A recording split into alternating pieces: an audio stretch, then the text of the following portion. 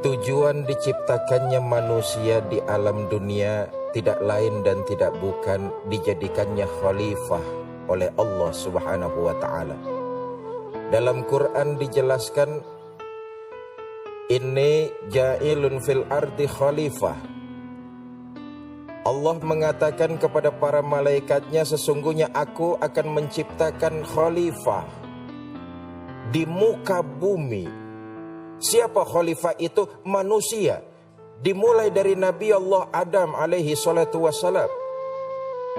Keberadaan manusia di alam dunia adalah khalifah,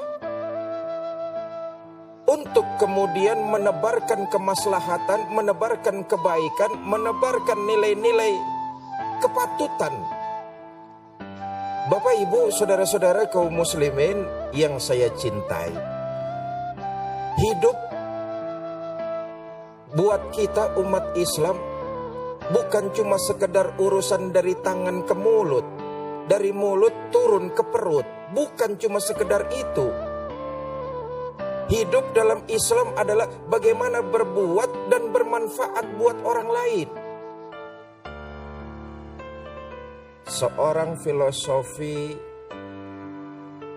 dari Yunani, Descartes, dia mengatakan bahwa manusia dikatakan hidup kalau akal pikirannya bekerja. Manusia dianggap hidup katanya kalau dia sanggup berpikir. Karl Marx, dia mengatakan manusia dianggap hidup kalau dia sanggup mengendalikan alam untuk memenuhi kebutuhan hidupnya. Beda dengan kita umat Islam. Seorang manusia hidup apabila dia mengemban apa yang sudah menjadi tanggung jawabnya, yaitu khalifah, berbuat nilai-nilai kebaikan di bumi ini. Bapak, Ibu, saudara-saudara kaum muslimin yang saya cintai, tujuan hidup umat Islam, tujuan hidup manusia adalah akhirat yang abadi, akhirat yang bahagia. Tetapi Islam juga melarang pengikutnya, melarang pemeluknya untuk tidak mengambil bagiannya di dunia. Bagaimana mau bahagia di akhirat kalau di dunia bagiannya tidak diambil? Begini, saudara,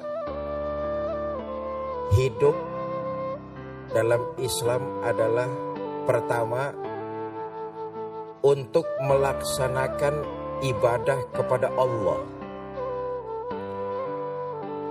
Kita ingin hidup yang benar. Kita ingin hidup yang teratur. Kalau ingin hidup yang benar, kalau ingin hidup yang teratur, tentu harus punya pedoman hidup. Apa pedoman hidupnya? Buat kita umat Islam tidak lain, pedoman hidup kita adalah Al-Quranul Karim. Al-Quran memberikan pedoman, Al-Quran memberikan tuntunan. Kalau kamu mau hidup bahagia, pertama kamu harus tahu tujuan kamu diciptakan tidak lain dan tidak bukan untuk beribadah. Satu, saudara, jangan diartikan ibadah itu soal sholat melulu. Ibadah itu bukan cuma soal puasa melulu. Ibadah di sini yang dimaksud adalah ibadah yang universal. Itulah sebabnya manusia diciptakan oleh Allah sebagai khalifah untuk beribadah, menebarkan nilai-nilai kebaikan secara universal. Sebagai khalifah yang menebarkan nilai-nilai kebaikan. Tujuannya tidak lain dan tidak bukan itu semua untuk beribadah kepada Allah Subhanahu wa taala. Di situ ada ibadah ritual, ada ibadah sosial. Saya katakan tadi bukan cuma sekedar ibadah ritual. Islam gak pengen kok pemeluknya sholat melulu tiap hari, enggak, tiap saat enggak. Islam juga gak pengen kok tiap saat pemeluknya sedekah melulu, enggak juga. Ibadah yang dimaksud adalah ibadah ritual, ya ibadah sosial. Inilah tujuannya Allah menciptakan manusia untuk beribadah. Dalam arti ibadah yang luas, ibadah yang universal. Berbuat baik kepada tetangga itu ibadah. Yang nilainya ibadah, mempunyai pahala di sisi Allah Subhanahu wa ta'ala. Menghormati yang tua itu ibadah. Sayang dengan bawahan itu ibadah. Tiap kita manusia bisa beribadah sesuai dengan tuntunan Quran dengan potensi yang kita miliki masing-masing. Pegawai selain ritual, sholat 5 waktu, zakat, puasa dan sebagainya, dia bisa beribadah dalam bentuk lain. Mengeluarkan kemampuan optimal ketika dia bekerja, itu ibadah. Pedagang selain ritual, dia juga bisa melaksanakan ibadah sosial. Jadi pedagang yang baik. Pedagang yang baik itu barang yang jelek katakan jelek, barang yang bagus katakan bagus. Jangan malah dibalik. Tiap kita bisa beribadah sesuai dengan potensi diri kita masing-masing. Seorang pemimpin, seorang pejabat, selain ritual ibadahnya kepada Allah, lewat jabatannya dia juga bisa beribadah. Layani rakyat, layani yang lemah, bela yang lemah, layani yang tidak mampu. Itu merupakan ibadah. Ibadah yang dimaksud kepada Allah adalah ibadah yang universal. Satu.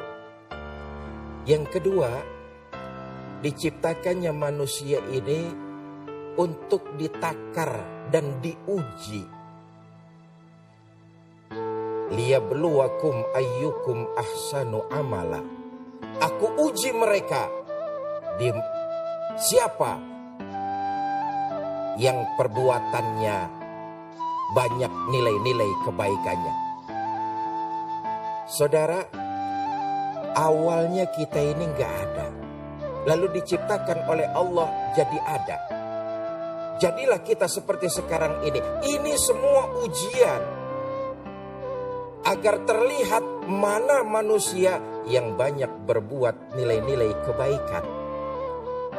Karena itu Allah ciptakan manusia untuk memperbanyak nilai-nilai kebaikan. Liyabluwakum ayyukum ahsanu amala. Diuji kita siapa di antara kita yang paling banyak nilai-nilai kebaikannya. Jadi hidup menurut Islam yang kedua sesuai dengan tuntunan Quran. Hidup adalah ujian. Ujian. Diberikan Allah ilmu pengetahuan, itu ujian. Diamalkan dan diajarkan apa tidak ilmu itu ujian. Diberikan harta oleh Allah jadi orang kaya, itu ujian. Digunakan harta itu di jalan kebaikan atau malah membuat dirinya makin sombong. Na'udzubillah, summa na'udzubillah. Diberikan jabatan, pangkat dan kedudukan, itu ujian. Bahkan diberikannya kita kemiskinan, hidup pas-pasan, bahkan serba kekurangan, itu sesungguhnya ujian. Sanggupkah kita menerimanya dengan kenyataan tersebut? Bersabar enggak kita atas ketetapan yang Allah berikan kepada kita? Dengan kata lain, hidup dalam tuntunan Islam yang kedua adalah merupakan ujian. Sebagai apapun profesi kita, semua itu adalah ujian. Kalau kita diberikan kenikmatan, kesenangan, jangan lupa itu merupakan ujian.